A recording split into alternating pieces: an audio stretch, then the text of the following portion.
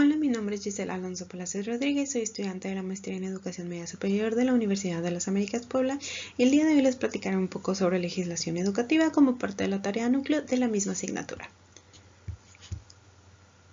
Me gustaría comenzar con esta cita de John Dewey que dice: Education is not preparation for life, education is life itself. Dice que la educación no es preparación para la vida, sino la educación es la vida por sí misma. Avanzamos al concepto de educación como derecho humano. Como John Dewey establece, pues la educación es algo que dura no solo unos 6, 12 años, que es lo que normalmente la gente piensa. La educación es un proceso que dura toda la vida y por ello es un proceso al cual todos tenemos derecho y al cual todos debemos de tener acceso. La educación es un derecho humano, ya que el ser humano es un ser social que requiere de la convivencia y la interacción con sus iguales, pues es a través de ella que de igual manera adquiere conocimientos, habilidades y destrezas. Y de acuerdo con la ONU, el derecho a la educación es considerado un derecho humano socioeconómico y uno de los más importantes dentro de los derechos sociales, debido a que el ser humano, como ya mencioné, es su ser social y es a través de la educación que el ser humano adquiere capacidades y conocimientos para vivir y desempeñarse de manera eficiente dentro de una sociedad. Es por eso que la educación se convierte en algo inherente al ser humano y por ende en un derecho primordial y vital. Partiendo de la educación como derecho humano es que nos vemos en la necesidad de comprender un poco sobre legislación educativa. La legislación educativa es el conjunto de leyes, disposiciones que regulan el funcionamiento del sistema educativo, particularmente de México. Y bueno, dentro de la legislación educativa podemos dividir en tres áreas. Primero, el marco constitucional, que es el que se refiere a la Constitución de los Estados Unidos mexicanos, y aquí debemos de tomar en cuenta la supremacía constitucional. Esto quiere decir que a pesar de que hay algunas otras leyes o algunas otras normas, acuerdos internacionales, los artículos o leyes establecidas dentro de la Constitución de los Estados Unidos mexicanos siempre serán los primeros en ser tomados en cuenta. En este caso tenemos como ejemplo los artículos primero, artículo tercero y el artículo 31, que son algunos de los artículos relacionados con la educación. De ahí tenemos el marco administrativo, que básicamente es la legislación educativa práctica, pues es a través de esta área y de su fundamentación en el marco constitucional que se regula el desarrollo de la educación. Aquí es a través de este marco administrativo que se regula el desempeño de los docentes, la calidad educativa, entre algunos otros aspectos.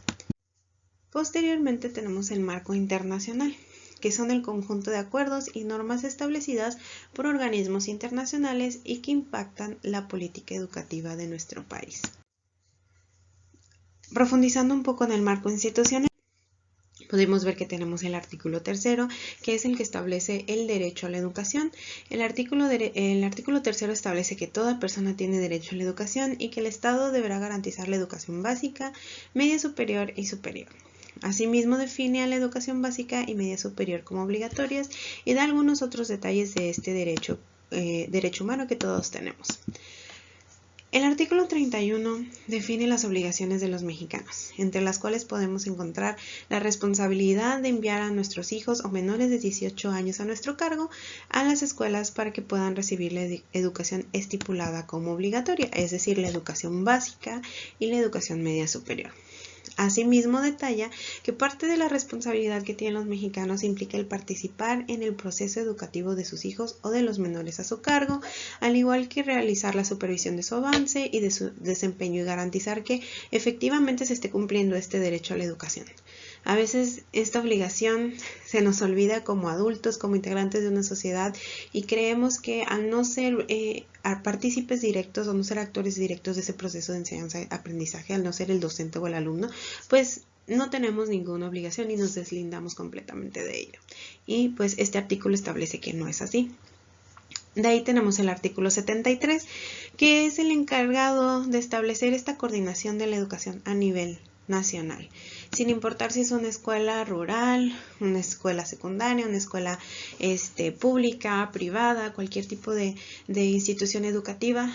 es regulada por el gobierno, por el Estado, y debe de, a través de este artículo número 73, es que se garantiza que se está cumpliendo con los objetivos de la educación, que se está dando educación de calidad y bueno, pues que todos tenemos acceso a ella. Dentro del marco administrativo podemos encontrar la Ley General de Educación. La Ley General de Educación es regulada a través de la SEP y bueno, es la encargada de establecer que todos tenemos derecho a educación de calidad en condiciones de equidad, estableciendo así que todo individuo tiene derecho a las mismas oportunidades de acceso y de permanencia en el sistema educativo para satisfacer las necesidades de aprendizaje conforme a un contexto determinado y cualquier contexto existente en el país. Es a través de la Secretaría de Educación Pública que se regula esta ley y se verifica que sea aplicada. Y bueno, tenemos también la Ley del Organismo para la Mejora Continua de la Educación. Es a través de este sistema de mejora continua que se garantiza la excelencia y la equidad de los servicios educativos que el Estado y particulares ofrecen en distintos niveles educativos. El sistema se rige bajo los principios de que los estudiantes, los niños y adolescentes, pues tienen este derecho al crecimiento armónico, al desarrollo pleno de sus habilidades y que es responsabilidad del Estado y de los particulares supervisados por el Estado, pues garantizar que la calidad de la educación es la indicada. Asimismo, pues también establece que para que el aprendizaje y el desarrollo integral del alumnado se logre, es necesario entender la mejora continua como un proceso constante, necesario y que debe de enfocarse también en el desarrollo y la formación y capacitación de docentes conforme al perfil que se requiere. Y es aquí también donde interviene la Ley General del Sistema para la carrera de maestros y maestras. Esta ley es la que establece la necesidad de contar con esta formación y capacitación docente conforme a cada uno de los perfiles que se requieren en los distintos niveles educativos y también determina que todo docente, tanto de educación pública, educación básica, educación media superior, que sea impartida por el Estado o en sistema privado, deberá de estar orientado a lograr el desarrollo integral de los estudiantes y conforme a los objetivos determinados por el sistema educativo público.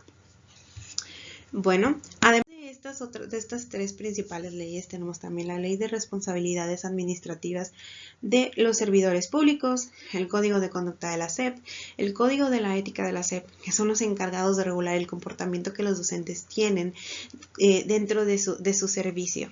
Es decir, como servidores públicos hay ciertos lineamientos, conductas esperadas, pues somos figuras públicas, representamos instituciones académicas, pero más que nada somos los encargados de velar por el derecho a la educación, ver que en verdad se cumpla y sobre todo somos los encargados de desarrollar competencias en nuestros estudiantes. No somos los únicos encargados, también como ya mencionamos hay una corresponsabilidad con padres, con comunidad, pero sí somos parte de los actores principales. De ahí tenemos las instituciones reguladoras. Las instituciones reguladoras de estas leyes son principalmente la SEP y también el Instituto Nacional para la Evaluación de la Educación, que es un organismo federal encargado de garantizar la calidad de los servicios educativos, tanto públicos como privados, a través de distintos instrumentos y acciones de manera articulada. Pero estas dos instituciones son las encargadas de regular. Finalmente tenemos el marco internacional. Dentro de este marco podemos encontrar a la UNESCO, a la UNICEF, a la OCDE, que son instituciones que intervienen directamente en la política pública de México, no solo de México, sino de otros países. La UNESCO cuenta con un impacto importante en la escolarización y alfabetización, pues es la encargada de ver por desarrollar en distintos países educación para la paz. La UNICEF es la encargada de velar por los derechos de los niños y de los adolescentes, es el Fondo de las Naciones Unidas para la Infancia, que trabaja en distintas áreas del mundo para garantizar que la educación llegue a cada rinconcito.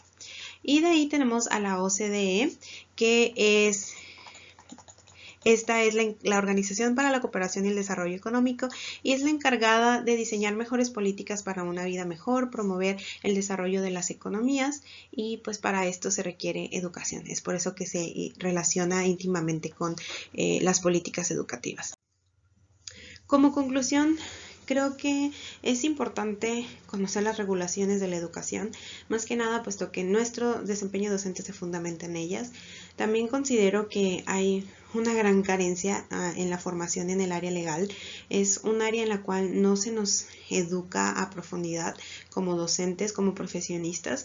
Es un área en la cual se requiere trabajar dentro de las distintas licenciaturas, quizá, o también en las áreas de posgrado, puesto que creo yo que una asignatura no lo es suficiente. Claro que como profesionistas, como docentes, es nuestra responsabilidad indagar más en ello. Y bueno, también reconozco una necesidad de un área de oportunidad como crecimiento personal. Para mí es necesario indagar un poco más en esto, pues considero que mi formación no es suficiente. Creo que todavía hay muchos aspectos que requiero comprender en cuanto a legislación educativa, y estoy segura de que es algo en lo que trabajaré. Bueno, les agradezco mucho su atención y espero esta presentación haya sido de su agrado. Muchas gracias por acompañarme.